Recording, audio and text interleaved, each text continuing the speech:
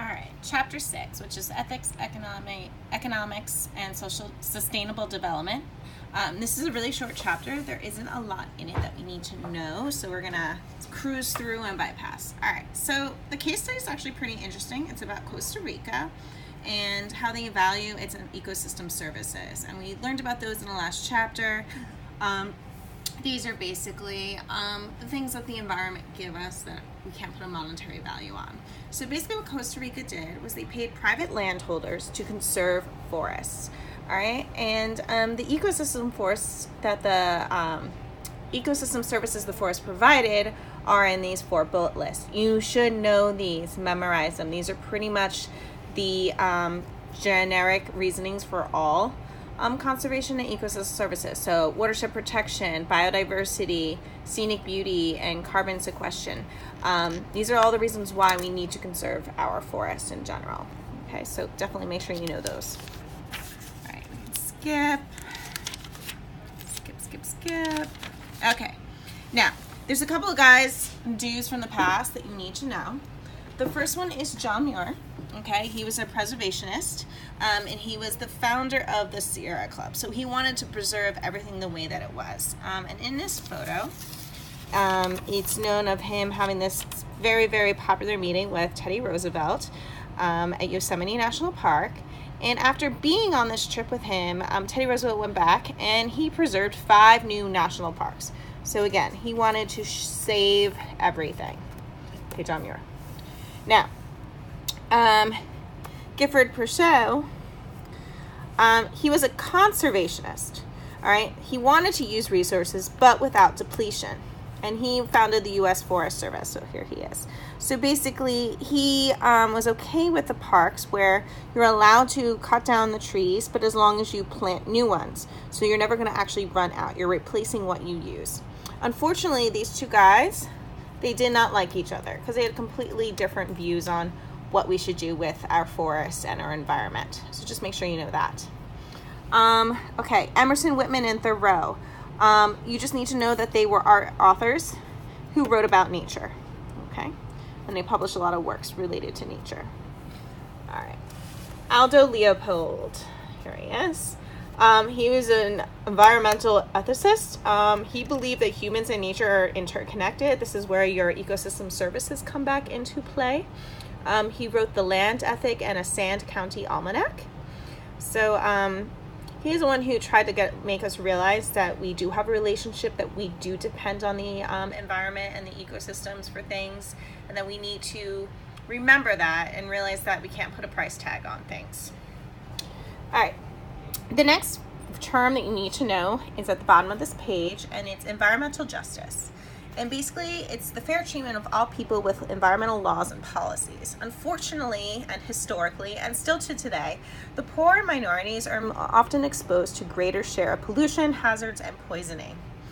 2 examples that the textbook talks about are the Navajos and the uranium mines, so that they're exposed to uranium. And unfortunately, the African Americans in vinyl factories, they're getting the pollution from the vinyl factories in Louisiana. Now, you can see this almost everywhere that you go. The transformer fields, or the landfill, or the smelly factory, they're all in the not so greater sections of town. And unfortunately, that is where your poor or your minorities are traditionally are living. So they are exposed to a lot more pollution or waste, or not the nice or aesthetically pleasing locations that potentially have a lot of environmental problems. All right. Make sure you know the difference between economy and economics. And here's just some more pictures about environmental justice. Okay. Now, big thing you need to know is that the USA has a mixed economy. All right, we both use we do have some socialist ideas, like for example our libraries and our public schools and social security. That's all a socialist practice. However, the rest is or a centrally planned economy. So make sure that anytime you do see a question about this, that the United States, it's a mixed economy. We're not just one. We have a mix of things. Okay. The other thing that you need to make sure you know are goods and services. We'll go over that in class. External costs. Make sure you know what an external cost is and these examples. Okay. These are things that that affect basically the people who end up paying it, the buyers or the sellers. So health problems, aesthetic damage, declining in real estate values, declines in resources. So these are all external costs that when we're making a specific good, we have to take into account. Okay, and these are usually all environmental problems. Don't need to know. Skipping a lot. Okay. Non-market values. So this figure and the caption are pretty important. So make sure you read through this. You should know a few examples. And just remember that the environment gives us a lot of our ecosystem services, a lot of things that we kind of forget about. Like they give us a cultural lessons, it's educational, it's just beauty or like an awe of or learning about things. So, you know, there's the optional values. So it's something we might want to use later. Then, you know, you could do mountain climbing. So that's something we directly can use. An existence value where you can learn about stuff that you had no idea even existed in the world. So these are all non-market values. So you should know a few examples of these. Okay. The other big thing you need to make sure you know the difference of is GDP and GPI. All right. So the GDP, which is the gross domestic product, this is what all your government talks about, you hear on the news. Unfortunately, this is not accurate, okay? And that's because they don't take into account all the costs that we have to have. All right, so it basically just makes us look like we're doing better than we really are. Now the GPI is what, or the genuine progress indicator, this is what environmental scientists, your social scientists, this is what they use, and that's because it's more accurate.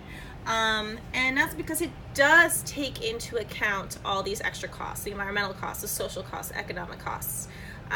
So this is the more realistic. So make sure that you know the difference between the GDP and the GPI, and understand that for the most part, the reason why environmental scientists use GPI is because it's more accurate because it takes into consideration all the costs. The GDP does not. So that's why it's a more accurate representation. Okay. And that is it.